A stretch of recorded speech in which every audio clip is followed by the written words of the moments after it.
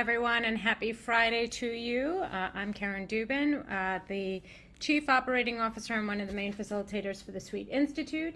And I have been reading with all of you Carl Rogers on Becoming a Person, a therapist's view of psychotherapy. And we are at the end of part 2. And I'm going to be reading the middle of page 66 to the end of this section. The subjective picture. So here we go. Up to this point, I have spoken of the process of counseling and therapy objectively, stressing what we know, writing it as a crude equation in which we can at least tentatively put down the specific terms. But let me now try to approach it from the inside, and without ignoring this factual knowledge, present this equation as it occurs subjectively in both the therapist and the client.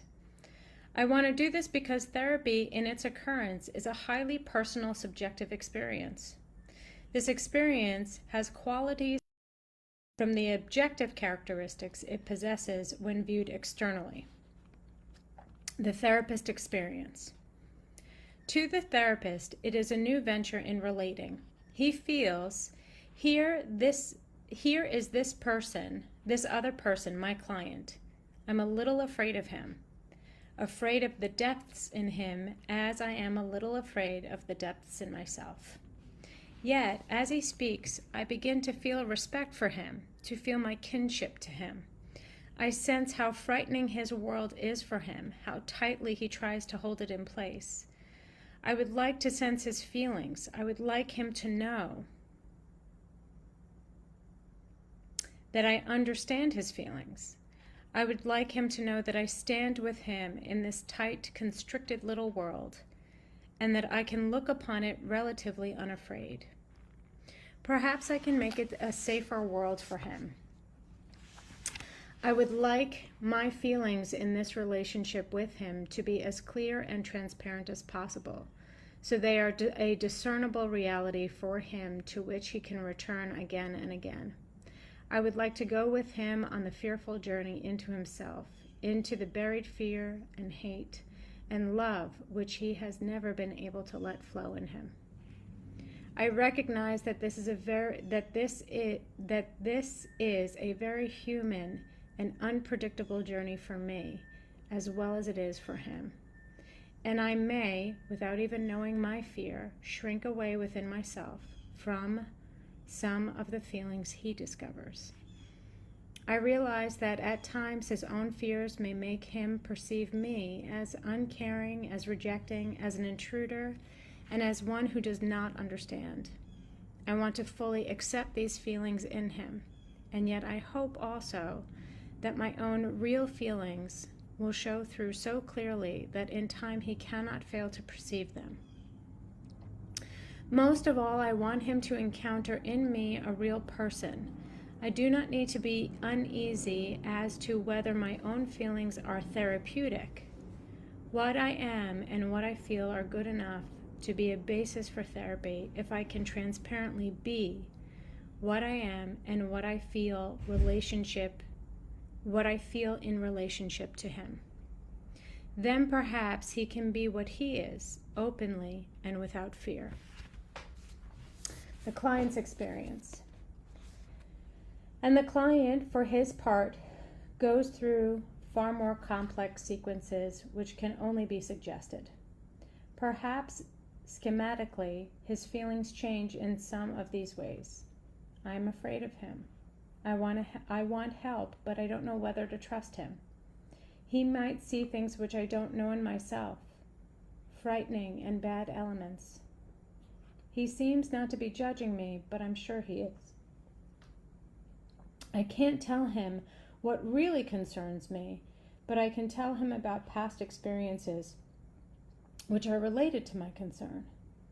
He seems to understand those, so I can reveal a bit more of myself. But now that I have shared with him some of this bad side of me, he despises me, I'm sure of it. But it's strange, I can find little evidence of that. Do you suppose that what I've told him isn't so bad? Is it possible that I need not be ashamed of it as part of me? I no longer feel that he despises me. It makes me feel that I want to go further, exploring me, perhaps expressing more of myself. I find him sort of a companion as I do this. He seems really to understand. But now I'm getting frightened again, and this time deeply frightened. I didn't realize that exploring the unknown recesses of myself would make me feel feelings I've never experienced before. It's very strange because in one way, these aren't new feelings. I sense that they have always been there, but they seem so bad and disturbing I've never dared to let them flow in me. And now, as I live these feelings in the hours within me, I feel terribly shaky, as though my world is falling apart. It used to be sure and firm, and now it's loose, permeable, and vulnerable.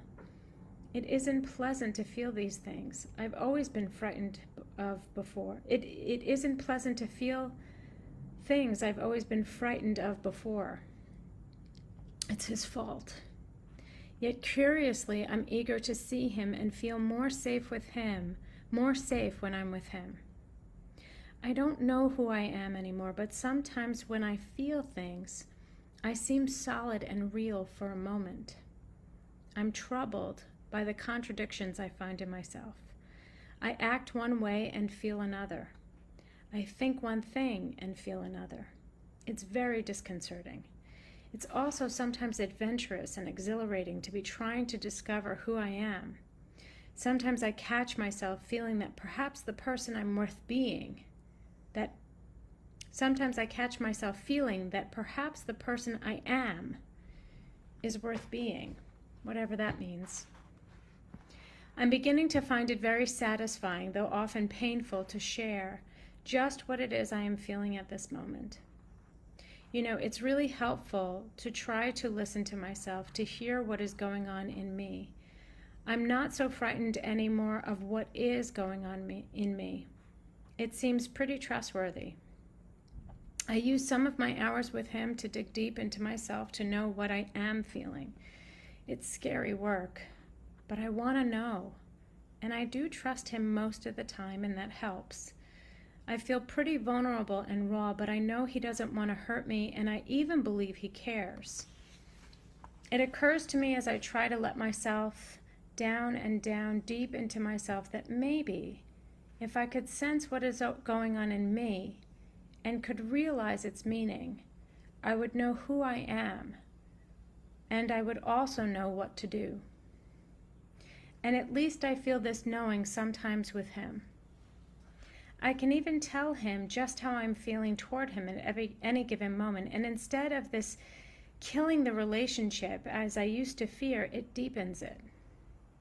Do you suppose I could be my feelings with other people? Perhaps that wouldn't be too dangerous either.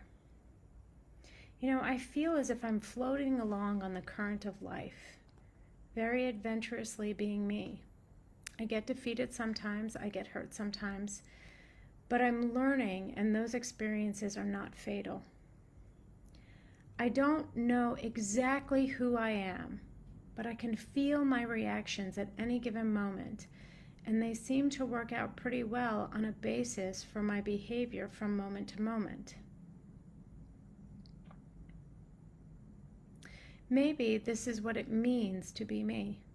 But of course, I can only do this because I feel safe in the relationship with my therapist.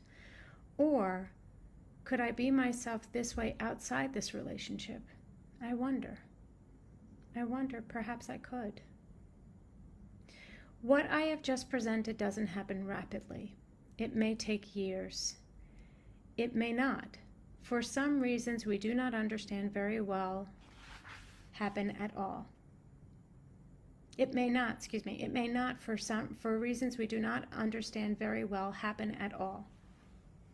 I have tried to present of the process of psychotherapy as it occurs in both the therapist and his client.